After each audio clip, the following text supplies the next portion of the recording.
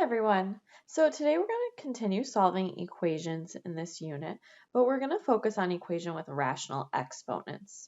And before we get started, I just want to review one property that you should have gone over earlier in this unit, and it's a power to a power. So if you look at the very top here, I have x to the power of 2/3 all to the power of 1/4. And remember in this case, we can actually multiply the exponents, numerator times numerator, denominator times denominator. So for example, I would multiply 2/3 times 1/4. 2 times 1 is 2. 3 times 4 is 12. So I have x to the power of 2/12, which ends up simplifying to x to the power of 1/6. And we're going to use that property then with solving these equations.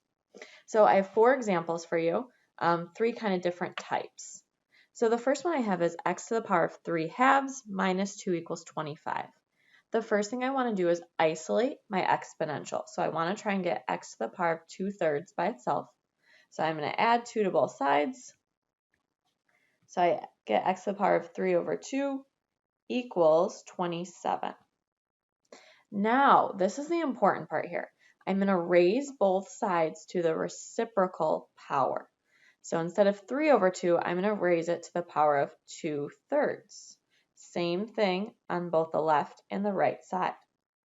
The reason being, on that left-hand side, when I multiply 3/2 times 2/3, 3 times 2 is 6, 2 times 3 is 6.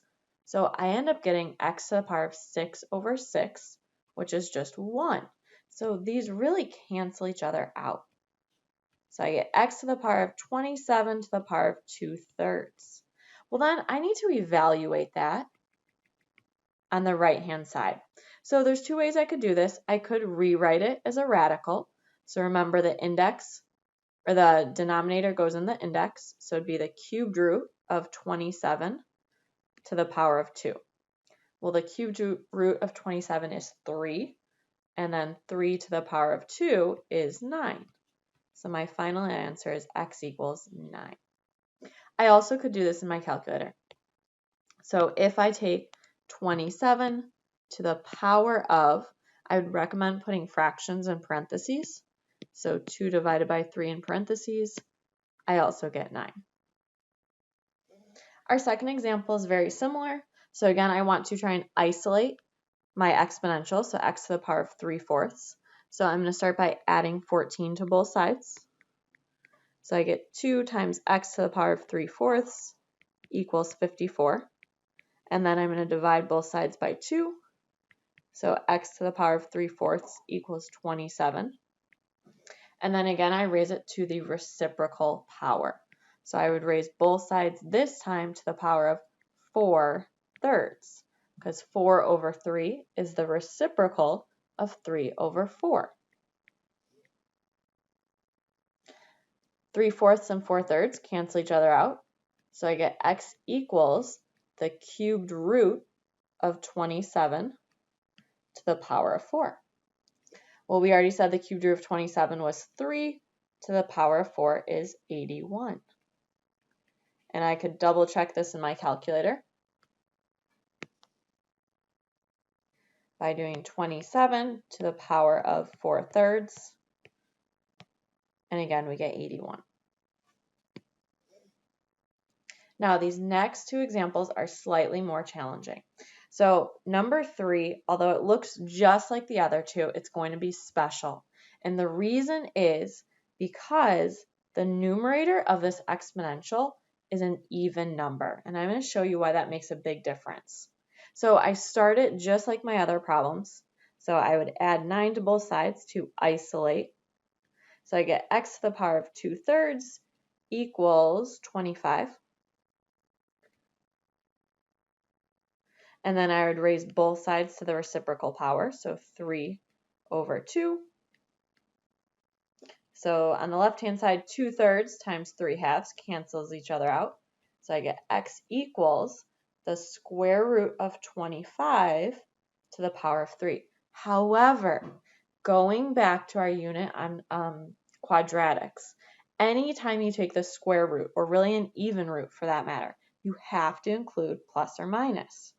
So it's plus or minus the square root of 25. all to the power of 3. So the square root of 25 is 5. So I have plus or minus 5 cubed. So I could take in my calculator positive 5 cubed, and I get 125. Or if in parentheses I do negative 5 to the power of 3, or cubed, I get negative 125. So I get two answers in this case. X equals 125 and negative 125. Now, this is very important because if you were just to put 25 to the power of 3 halves in your calculator is not going to tell you that information.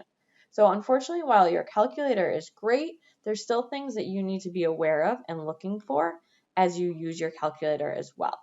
So this is something that you look out for anytime the numerator, so the top number in that fraction, that rational exponent, is even.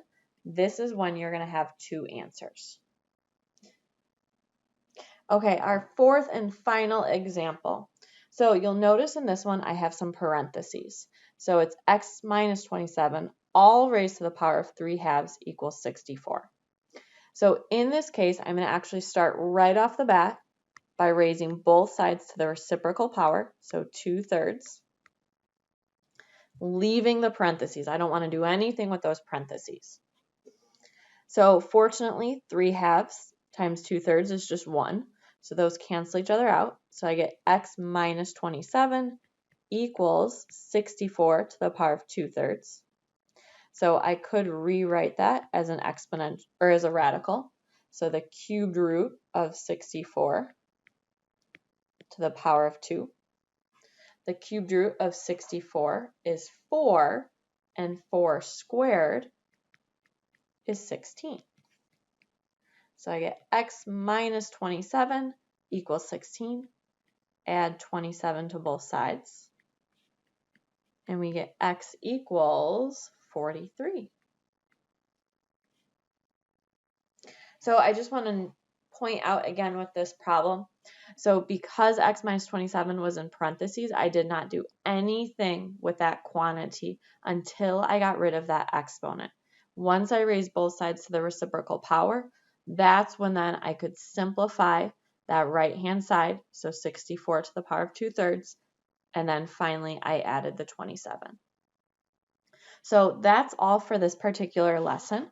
I encourage you to use these examples as you're completing the Canvas quiz. You can always rewind, go back, take notes as you go so that they help you on the quiz. And then the next time we will be looking at all different types of equations, so combining what we did the past 2 days.